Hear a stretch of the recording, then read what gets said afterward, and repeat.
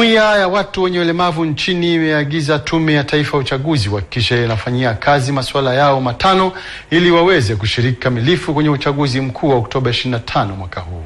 Masuala hayo ni pamoja na kuwepo makaratasi ya upapaso yenye picha ya wagombea na watu wasioona, wakalimani kwa viziwi, vifaa maalum vya kuwawezesha kupiga kura kiurahisi, na albino pamoja na walemavu wa viungo.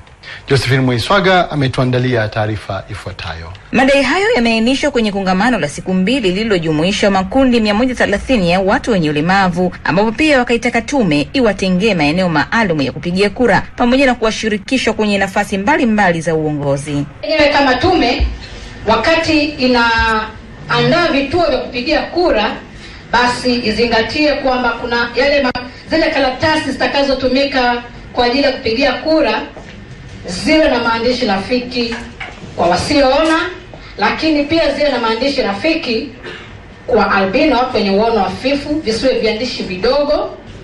Kwa kushirikiana wanapodai haki, hata jamii iendelee kushawishika na kuelimisha katika kazi hii. Ni kazi endelevu au kazi mtambuka katika kutafuta haki ya mtu mwenye ulemavu. Kuna mkakati wa kwanza wa kuyapeleka mahitaji yetu ambayo tunaona bado tume haijazingatia. Labda ndio kikosi kazi na nini ambacho kitayapeleka hayo mahitaji yetu tume.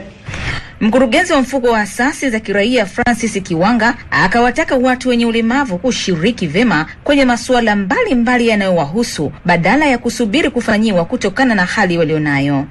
Kongamano hilo limeshirikisha walemavu wa akili, wasioona, viziwi, albino na walemavu wa viungo, ambapo kwa pamoja wametaka tume kuhakikisha makundi hayo yanashiriki kamilifu kwenye uchaguzi ujao, na wasipofanya hivyo hawatapiga kura. Josephine Mwaiswaga, Star TV, Dar es Salaam.